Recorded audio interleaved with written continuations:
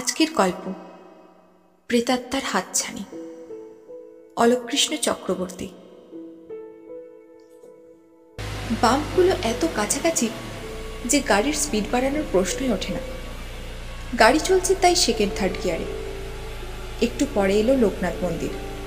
সে কি আলোর রোশনাই! ব্যাস, তারপর আর আলোর বড় একটা চিহ্ন নেই বলা চলে।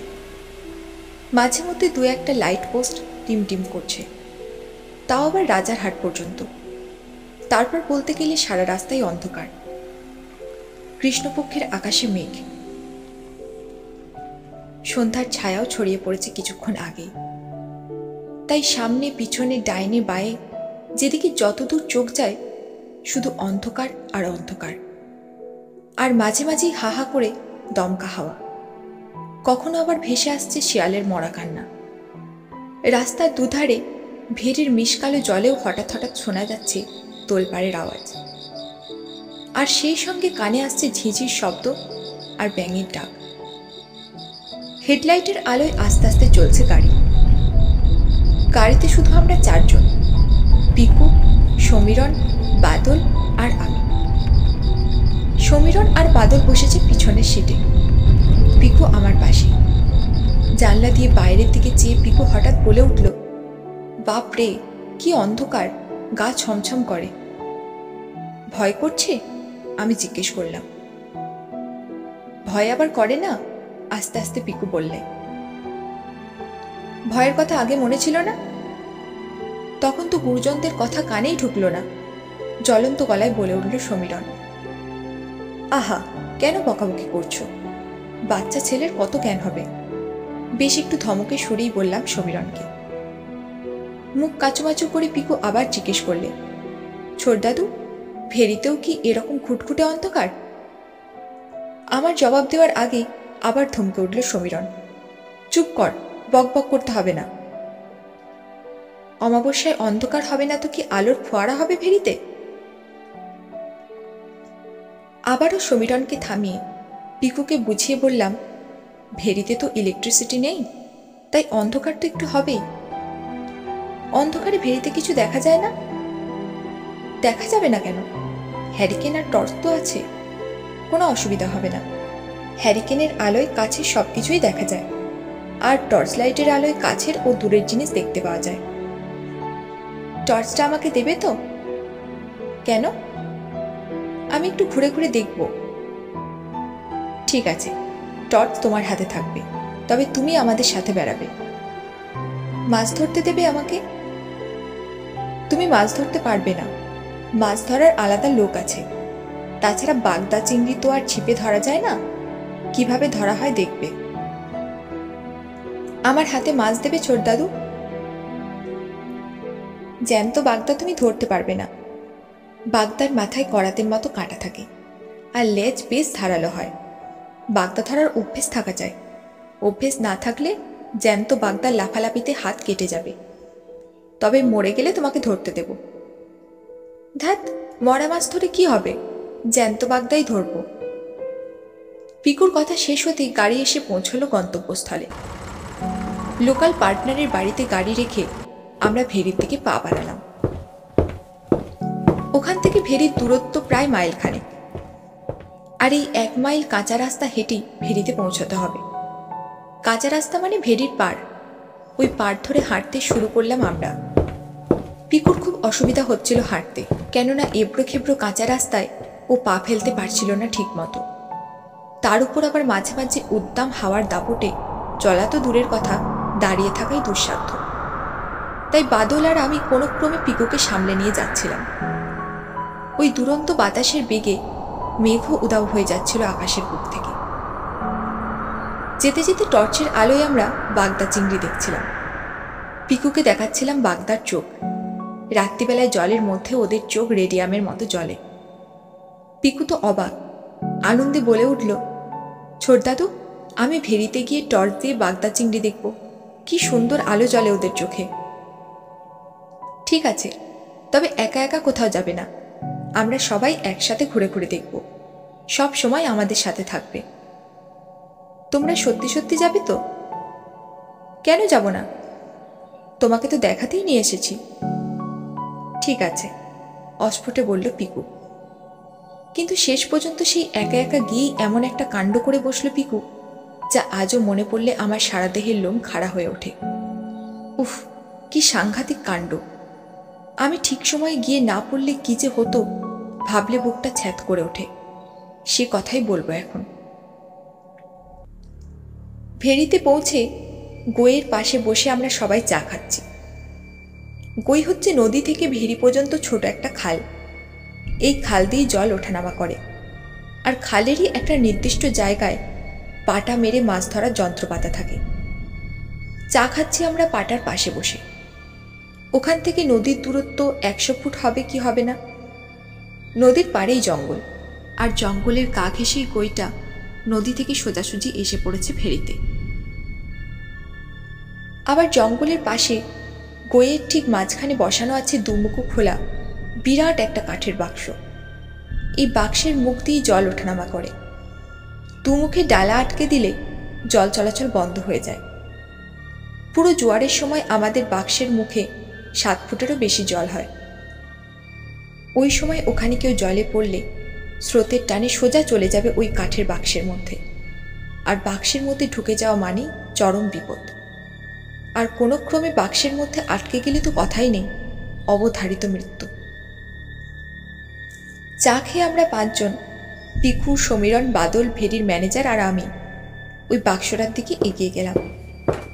জোয়ারের জল তখন বাক্সের মধ্যে দিয়ে গইয়ে ঢুকে তরতর করছে। বাতাসের উন্মত্ততাও বাড়ছে সাঁই সাঁই করে। প্রেতাত্মার কান্নার মতো আওয়াজ তুলে গাছপালা দুলিয়ে ভেড়ির মিশকালো জলে ঢেউ তুলে ছুটে চলেছে সে দিগন্তের উপর দিয়ে। তীব্র হাওয়ার বেগে গাছের ডালে জড়ানো লতাগুচ্ছ প্রেত মূর্তির মতো তুলছে। জঙ্গলের বড় বড় গাছগুলো ডালে ডালে জড়াজড়ি করে ভয়াল মূর্তিতে দাঁড়িয়ে আছে অতিকায় দৈত্যের মতো। সব মিলিয়ে যেন একটা অপার্থিব পরিবেশের সৃষ্টি হয়েছে। আমরা কাঠের বাক্সটার সামনে দাঁড়িয়ে জোয়ারের জল দেখছি।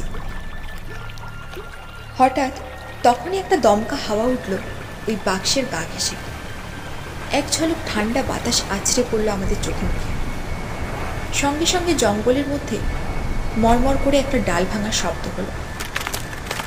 বাক্সের সামনে টর্চের আলো ফেলে দেখি ঘূর্ণি হাওয়ায় ঘুরপাক খাচ্ছে রাশি রাশি ঝরা পাতা। পিকু ওই ঘূর্ণি হাওয়ার দিকে একদৃষ্টে তাকিয়ে আছে। অমন করে ওখানে কি দেখছো পিকু? ভেড়ির ম্যানেজার জিজ্ঞেস করলেন। ভেড়িতে মেয়েরাও কি মাছ ধরে? পিকুর প্রশ্নে চমকে উঠলেন ম্যানেজার। কথাটা চাপা দেবার জন্য তাড়াতাড়ি বলে উঠলেন, পিকু, তোমার মিষ্টি পড়ে আছে, খাবে চলো। পিকুকে নিয়ে ম্যানেজার চলে গেলেন। আমরা কিছুক্ষণ এদিক ওদিক ঘুরলাম, তারপর ঘরের দিকে পা বাড়ালাম। ঘরে ফিরে বসতে না বসতেই চলে এলো কফি। বেশ ভালোই হলো, যা ঠান্ডা বাতাস। ভেড়িতে মোট 3খানা ঘর, রান্নাঘর ছাড়া শোবার ঘর 2খানা। তার একখানা মাছ ধরার জায়গার কাছে, আর কাঠের বাক্সের পাশে আরেকখানা। বরাবরই আমরা থাকি প্রথমটায়, অর্থাৎ মাছ ধরার জায়গার কাছের ঘরে। কাজের লোকজন থাকে বাক্সের পাশের ঘরে। সারা রাত 2টি ঘরে আলো জ্বলে। ওই আলোর রশ্মি মাছ ধরার জায়গা থেকে জঙ্গলের পাশে বসানো কাঠের বাক্স পর্যন্ত ছড়িয়ে পড়ে। আবছা আলো হলো মোটামুটি সবকিছু নজরে পড়ে। আমাদের থাকার ঘরের পিছনে বিরাট একটা জানলা। ওই জানলা দিয়ে কাঠের বাক্স, জঙ্গল সবকিছুই দেখা যায়। কফি খেতে খেতে হঠাৎ আমার চোখ পড়ল পিকু জানলার ধারে দাঁড়িয়ে কি যেন দেখছে। কি দেখছো পিকু? জিজ্ঞেস করলাম। না, কিছু না। ঘরে ঢুকেই তো দেখছি তুমি ওই জঙ্গলের দিকে তাকিয়ে আছো, বাদল বললে। কি দেখছিস ওখানে? রেগে উঠল সমীরণ। সত্যি ওই ঘূর্ণি হাওয়া দেখার পর পিকু যেন কেমন আনমনা হয়ে পড়েছে। কথাও আর আগের মতো বলছে না। তাই ওকে বললাম, চলো আমরা মাছ ধরার যন্ত্রের কাছে গিয়ে বসি, ওখানে বাগদা চিংড়ির লাফালাফি দেখব আর গল্প করব। এদিকে হাওয়ার জোরের সঙ্গে জোয়ারের তেজও বাড়ছে। দুরন্ত বাতাসের দাপটে মেঘ সরে গিয়ে বেরিয়ে পড়েছে তারা ভরা আকাশ। জমাট অন্ধকার ফিকে হচ্ছে একটু একটু করে। গইয়ের পাড়ে বসে মাছ ধরার যন্ত্রের দিকে একদৃষ্টে তাকিয়ে আছি আমরা। হঠাৎ চোখ ফেরাতেই নজরে পড়ল পিকু তাকিয়ে আছে জঙ্গলের ধারে কাঠের বাক্সটার দিকে। এবার কিন্তু আমার দারুণ খটকা লাগলো। পিকু মহা ধরিবাজ বিচ্ছু ছেলে, চুপচাপ থাকার পাত্র নয়, অথচ সে একবারে নিঃশব্দ নিশ্চুপ, শুধু বারবারই তাকাচ্ছে ওই বাক্সটার দিকে। তাই রহস্যটা বুঝবার জন্য পিকুকে সঙ্গে নিয়ে কাঠের বাক্সের কাছে চলে এলাম। বাক্সের দিকে হাত দেখিয়ে জিজ্ঞেস করলাম, ওখানে কি আছে? তুমি বারবার ওদিকে তাকাচ্ছ কেন? ছোট দাদু, তুমি কাউকে বলবে না বলো? না, বলবো না। সত্যি বলছো? হ্যাঁ, সত্যি বলছি। তবে শোনো, ওই কাঠের বাক্সটার সামনে দাঁড়িয়ে একটা বউ প্রায়ই আমার চোখে চোখ রেখে হাসছে আর হাতের ইশারায় ওর কাছে যেতে বলছে। পিকুর কথায় আমি মজা করে বললাম, কই তোমার সেই সুন্দরী বউ, দেখাও আমাকে। সুন্দরী না ছাই, কুচকুচে কালো, বড় বড় দাঁত, মরা মাছের মতো ঘোলাটে চোখ, কি বিচ্ছিরি দেখতে। তাহলে তুমি বারবার ওর দিকে তাকাচ্ছ কেন? বারে, ও যে আমাকে বড় বড় জ্যান্ত বাগদা দেখাচ্ছে। সত্যি? হ্যাঁ, সত্যি বলছি। আর ওই বাগদাগুলো নেওয়ার জন্য হাতছানি দিয়ে ডাকে। এবার বুঝেছি। কি? জ্যান্ত বাগদা তোমার হাতে দেব না বলে তুমি বানিয়ে বানিয়ে এসব বলছো। না ছোট দাদু, আমি বানিয়ে বলছি না। খুব হয়েছে, এবার চলো বলে পিকুর হাত ধরে আমি সবে মুখটা ফিরিয়েছি, ঠিক তখনই পিকু বলে উঠল, এসে গেছে, এসে গেছে, ওই দেখো। ফিরে দেখি কোথাও কিছু নেই। সঙ্গে সঙ্গে ধমকে উঠলাম, এজন্যই তোমাকে কেউ আনতে চায়নি। চালাকি হচ্ছে আমার সাথে। মুখ কাচুমাচু করে পিকু চুপ হয়ে গেল। আমিও ওকে নিয়ে ঘরে ফিরে এলাম। সমীরণ আর বাদল তখনও পাটার কাছে বসে বাগদা দেখছে। ঘরে গিয়ে বসতে না বসতেই পিকু আবার সেই বড় জানলাটার কাছে গিয়ে দাঁড়ালো। মনে মনে ভাবছি, কি হলো ছেলেটার? কোনো দোষ টোষ পেল না তো? এরকম নানান চিন্তা যখন মাথায় ঘুরপাক খাচ্ছে, ঠিক তখনই পিকু চিৎকার করে উঠল, ছোট দাদু, ছোট দাদু, দেখবে এসো। সঙ্গে সঙ্গে ছুটে গেলাম। ফল যথাপূর্বং তথা পরম, অর্থাৎ কোনো কিছুই দেখতে পেলাম না। রেগে বললাম, তোমাকে এনে খুব ভুল করেছি, কোনোদিন তোমাকে ভেরিতে আনবো না। বারে, আমার কি দোষ? দেখলে বলবো না? তুমি দেখতে পাও আর আমি তাকাতে না তাকাতেই ফুরুত করে উড়ে চলে যায়। সত্যি বলছি ছোট দাদু, তুমি তাকালেই ভ্যানিশ হয়ে যাচ্ছে, আর আমি তাকালেই দেখতে পাচ্ছি। এটা কি পিসি সরকারের ম্যাজিক? কি জানি, ম্যাজিকের মতোই তো হয়ে যাচ্ছে। ওদিকে তাকালেই দেখি ঠিক ওই কাঠের বাক্সটার পাশেই বউটা জ্যান্ত বাগদা হাতে নিয়ে আমার দিকে তাকাচ্ছে আর ইশারায় আমাকে ডাকছে। বাবারে, এবারে দেখি ঘোলাটে চোখে ড্যাব ড্যাব করে তাকাচ্ছে। ব্যাপারটা মিথ্যে নয়, পরে এ সম্বন্ধে জানতে পেরেছিলাম। রাতের খাওয়া দাওয়া শেষ করে আমরা সবাই শুয়ে পড়লাম। পিকু শুয়েছিল আমার কাছে। হঠাৎ কিসের শব্দে ঘুম ভেঙে যেতেই চমকে উঠলাম। তাকিয়ে দেখি পিকু বিছানায় নেই। আমি চিৎকার করতে চাইলাম, পিকু, কিন্তু গলা দিয়ে আওয়াজ বেরোলো না। সমস্ত শরীর তখন কাঁপছে আমার, বুক ধরফর করছে। টর্চ খুঁজছি, তাও পাচ্ছি না। পিকু আর আমি শুয়েছিলাম বড় জানলাটার পাশে। হঠাৎ জানলার দিকে চোখ পড়তেই দেখি পিকু প্রায় পৌঁছে গেছে কাঠের বাক্সটার কাছে। ওখানে পড়লে তো আর রক্ষে নেই। তীব্র বেগে তখন জোয়ারের জল ভেরিতে ঢুকছে। কি সর্বনাশ! পিকু বলে আমি আর্তনাদ করে উঠলাম। এবার কিন্তু আমার গলা দিয়ে খুব জোরে আওয়াজ বেরিয়ে পড়ল। আমার চিৎকারে ভেরির লোকজন সব জেগে উঠল। আমি পাগলের মতো বাক্সটার থেকে ছুটে গেলাম। পিকু একেবারে জলের কাছে চলে গেছে। ঝাঁপিয়ে পড়ে জড়িয়ে ধরলাম পিকুকে। ততক্ষণে সবাই ছুটে এসেছে আমাদের কাছে। সে কথা মনে পড়লে আজও সর্বাঙ্গ শিউরে ওঠে। পিকু হাঁপাচ্ছে, তখনও যেন সে ঘোরের মধ্যে।